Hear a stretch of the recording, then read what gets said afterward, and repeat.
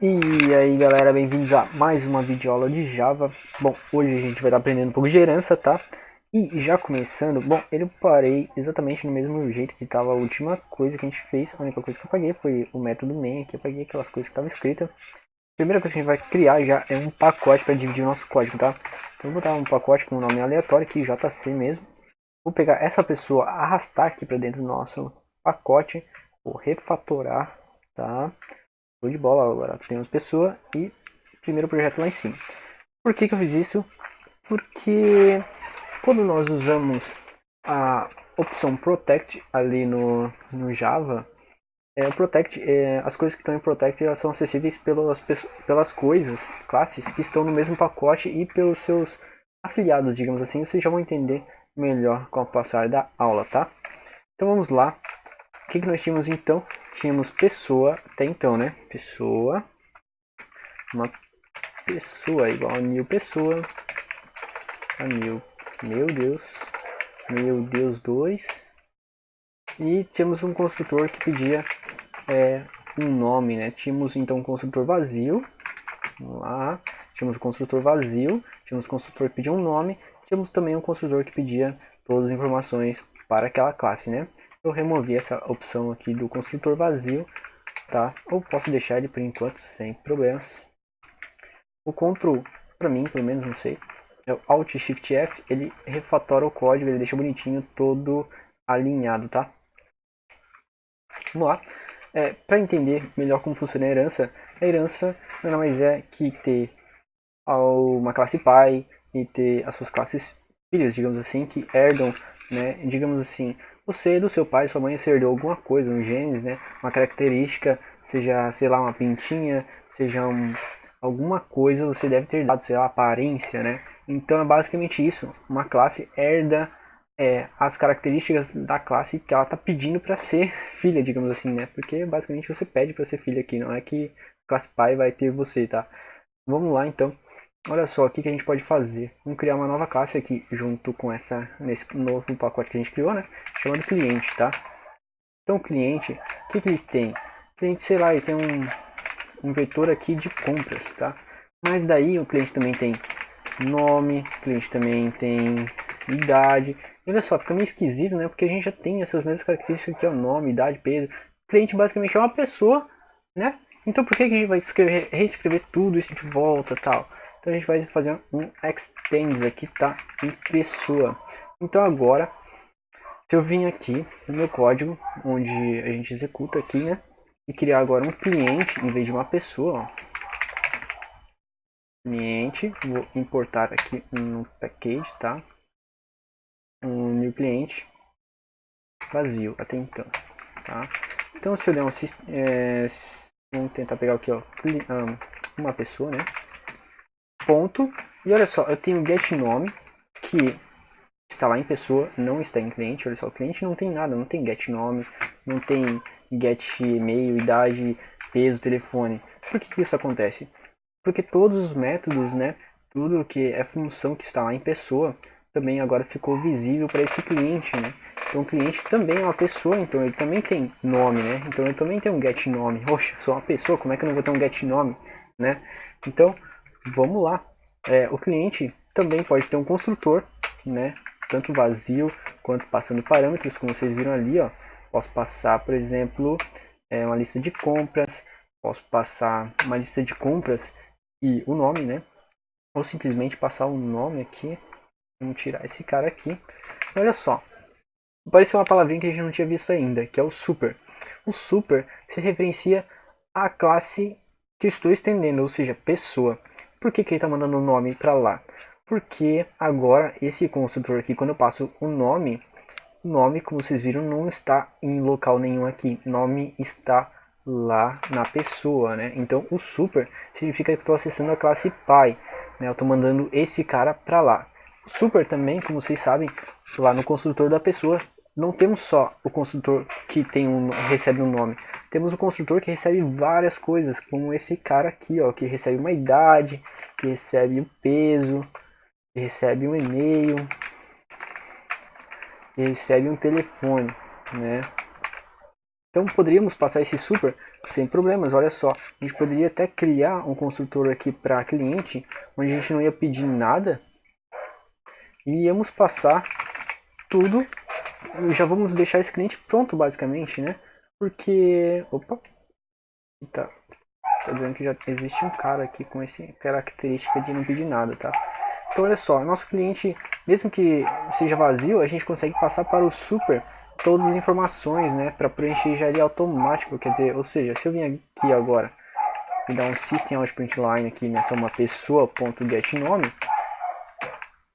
já está lá criado, porque eu criei, mesmo que meu cliente aqui seja vazio, né, ou seja, vai acessar esta classe aqui, mas lá na pessoa em si, a pessoa desse cliente já está com todas as informações, né.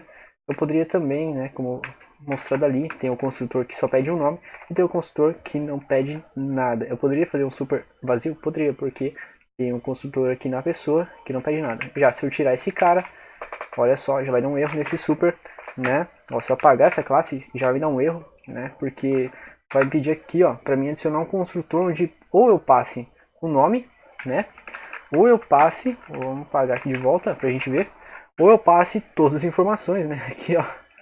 Né? Então eu tenho que passar obrigatoriamente para o construtor, o super lá, né? Estas condições, tá? Vamos lá. Vou deixar só com o nomezinho aqui. Lindo. E tá dizendo alguma coisa pra mim. Construtor pessoa, não aplicável. Vamos entender o que aconteceu aqui. Tá dando erro. Então agora, obrigatoriamente, se minha pessoa não tem um construtor vazio, todos os construtores de pessoa precisam de alguma coisa para existir, o cliente obviamente também precisa, porque ele também é uma pessoa. Então se a pessoa precisa de algo para existir, o cliente também precisa de algo para existir, já que ele também é uma pessoa, certo? Então, vamos lá.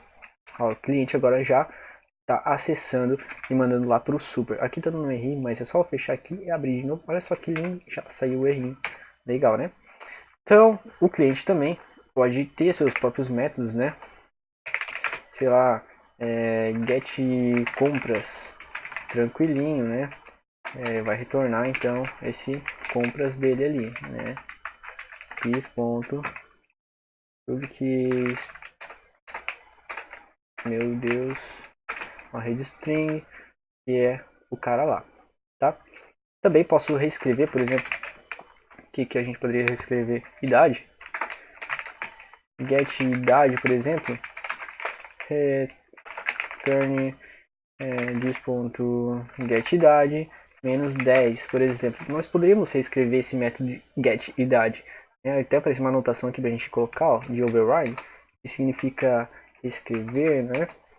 Então, olha só, o que a gente está reescrevendo? A gente está reescrevendo o método getIdade de cliente, tá? E não de pessoa. Por exemplo, se eu tiver uma pessoa aqui, pessoa, meu pessoa, nome, sei lá, e aqui eu der um pessoa.getIdade, isso vai chamar, esse getIdade está chamando lá de pessoa, tá? Aqui, então vai usar o getIdade, return idade. Agora, já este cara aqui, que é um cliente, né, uma pessoa ali, é um cliente, .getIdade, ele vai estar chamando o que eu reescrevi, né, o método getIdade que eu reescrevi que está lá em cliente, tá? Então vai chamar este cara aqui, certo? Por que eu estou usando um getIdade?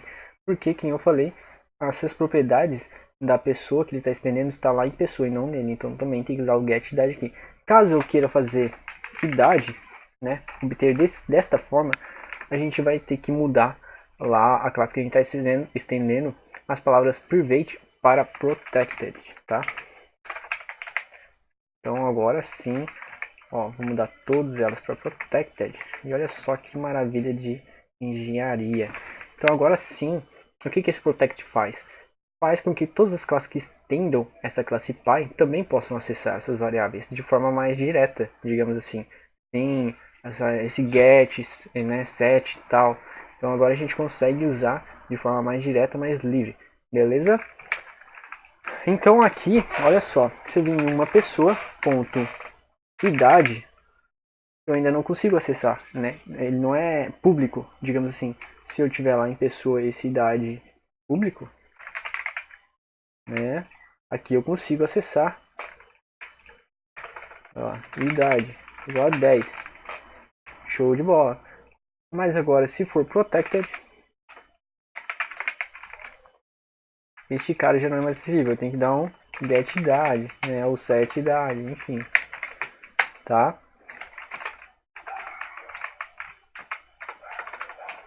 Meu Deus. Beleza? Então, podemos ter vários outros, né? Por exemplo, fornecedor.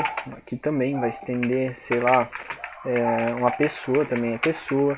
Esse fornecedor vai ter um CNPJ, eu falando e escrevendo ao mesmo tempo, isso é uma desgraça, tá? Esse fornecedor também tá dando erro, porque se ele for uma pessoa, ele tem que ter um nome obrigatoriamente, né? Então, demos um Enter, um Alt Enter ali e selecionamos para ele criar pra gente esse código aqui, tá? Então agora se eu vim aqui e fazer um fornecedor igual new fornecedor, não sei passar o nome, Casas Bahia, show de bola. Posso dar um system out line fornecedor.get nome, que vai estar lá. Olha só, Jonathan e Casas Bahia. Então, os dois estendem pessoa, os dois têm as mesmas características que pessoas. A diferença é que por exemplo, aqui eu tenho, né, uma pessoa, ele tem o get compras, por exemplo, enquanto o fornecedor, eu não tenho esse get compras, né? Olha lá, não tenho get compras, mas eu tenho o CNPJ, né? Que eu ainda não fiz o get CNPJ dele, que eu posso fazer. Então, contra o espaço get CNPJ aqui, tá? Então, get CNPJ, olha só as diferenças. Então, por mais que os dois estendam pessoa, mas cada um tem suas características diferentes também que diferenciam eles, né? O cliente não é um fornecedor, o fornecedor não é o cliente, mas eles também são pessoas, né? Como eu e você, e nada muito diferente disso, tá? Então já vimos para que serve Protected, né? Protected, por que a gente tirou essas classes aqui, classe de lá? Porque se eu viesse aqui no nosso código e essas três classes estivessem lá, né? Eu ia conseguir acessar esses atributos por exemplo, uma pessoa aqui, ponto idade. Eu ia conseguir fazer isso. Olha só, atualmente não consigo. Show de bola, né? E se eu mover eles para cá, faturar, salvei. Tá dando um erro aqui em algum local. Uma possibilidade 10. Olha só. Agora deu, mas estranho, né? Por que isso acontece?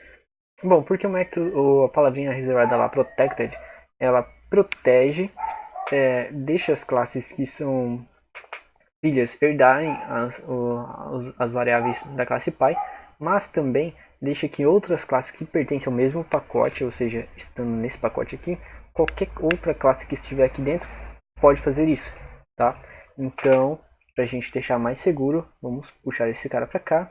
É só refaturar para ele mudar os pacotezinhos lá pra gente. Tô dizendo aqui, dando um errinho aqui de alguma coisa. Ignorei. Olha só. Então agora a idade, ó, não está mais acessível, né? Ó, a idade é protegida, né, no acesso em pessoa. Beleza? Não sei como é que funciona esse negócio de cliquei ali. Muito engraçado, né? A gente sempre faz umas cagadas na vida. Beleza? Espero que tenham gostado da videoaula. Espero que tenha sido mais claro possível. Sei que é bastante coisa pra gente aprender já logo de cara, mas é interessante a gente saber esse negócio de hierarquia. Tem mais uma coisa que eu me lembrei agora que seria muito interessante vocês saberem, tá? Que é a palavrinha chamada instance of, tá? O instance of ele pergunta, já que nós temos várias classes, por exemplo, a gente tem cachorro, gato e todos eles são animais, né? Mas agora a gente cria uma classe mesa, por exemplo, ou sei lá, não é mais fácil usar aquela foto lá de cadê? Hierarquia, sei lá, classes animais, né? Reino animal, né?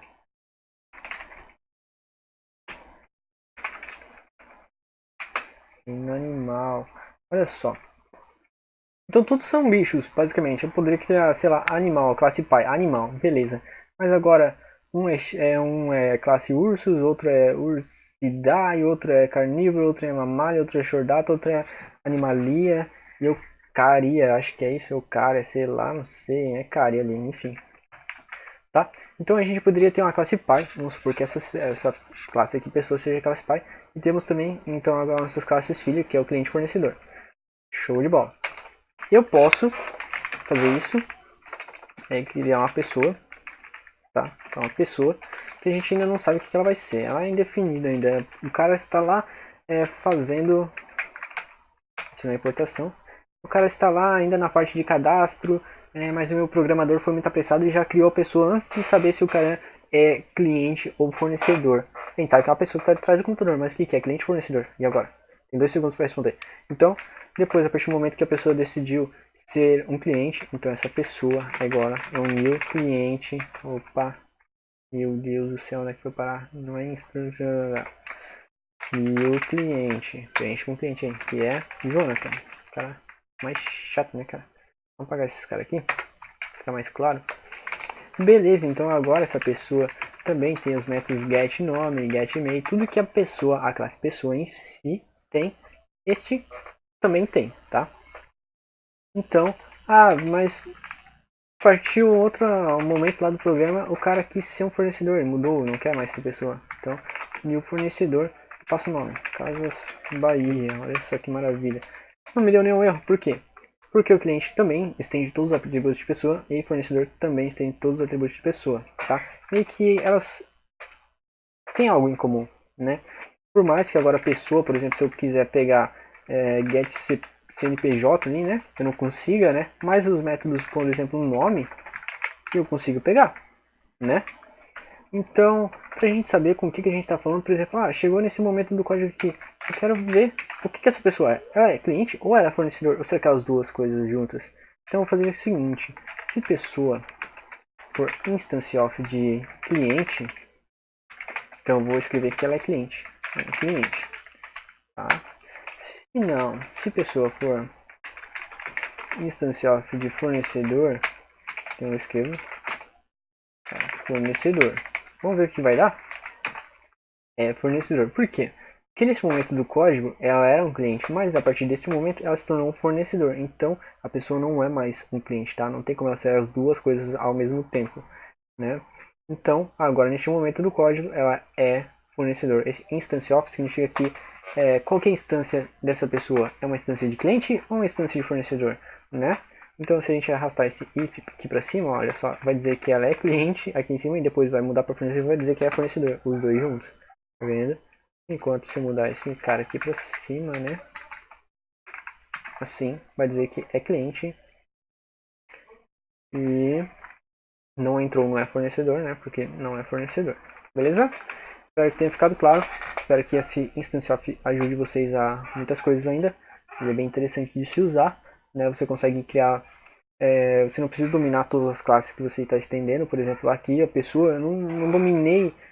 Se era uma pessoa, por exemplo, a pessoa tem mais atributos, o cliente tem mais atributos do que a pessoa, né? O fornecedor também tem mais atributos, por exemplo, o cliente eu tenho uma lista de compras que eu poderia acessar, né? Poderia ser mais útil se eu trabalhasse realmente com o cliente. Mas por meio, tipo, eu não sei exatamente o que a pessoa vai escolher lá na hora do cadastro dela, né? Tô meio em dúvida ainda. Será que eu deixo para instanciar na hora que ela clicar no botão ou eu já tenho que ter essa variável pronta e depois instanciar com o que ela vai fazer, sabe? Então, isso eu já cheguei a usar, né, em parte de documentos, quem sabe futuramente eu dei quem sabe eu mostre, né? Porque é interessante saber disso, tá? Saber instanciar ou saber qual que é a instância da sua classe que está rodando, por exemplo. Quem sabe, né, nem seria tão interessante eu saber o que o cliente clicou. Por exemplo, às vezes é só a conexão no banco de dados que vai mudar alguma coisinha. Por exemplo, se essa pessoa aqui for uma instância de cliente, então salva na tabela cliente, né? Vai salvar na tabela cliente a informação do nome, por exemplo, né? Então salva na tabela cliente o nome da pessoa, do cliente no caso. Se for agora uma instância de fornecedor, então salva na tabela de fornecedores, né? Beleza? Então, às vezes, isso é útil, sabe? Porque você não precisa exatamente criar, né, uma classe de cliente, né, para ver, fazer verificação. Ah, se agora esse cliente for null, eu teria que ter mais ou menos assim, ó, olha só que coisa que eu teria que ter. Cliente, cliente e fornecedor, fornecedor. E depois eu ia, sei lá, esperar o cliente fazer a pessoa clicar em algum dos dois. Então eu ia instanciar um dos dois, né? Mas se fosse um cliente, então aqui ia ser 1000 clientes, só que o outro ia continuar sendo nada, né? Então, a partir desse momento eu ia fazer if cliente diferente de null significa que ele é cliente. Else if fornecedor diferente de null significa que ele é fornecedor, né? Então, olha só, eu tenho que ter dois caras instanciados para descobrir só em qual tabela do banco de dados que eu vou salvar. Sendo dessa forma, né, fazendo essa herança aqui no caso, a gente consegue já descobrir já pelo instance off, né? Então é bem mais fácil de trabalhar, beleza? Espero que tenham gostado de aula. Qualquer dúvida, deixe nos comentários, sugestões, qualquer coisa que eu possa ajudar, beleza? Espero que tenham apreciado a aula, beleza? Valeu e até a próxima aula.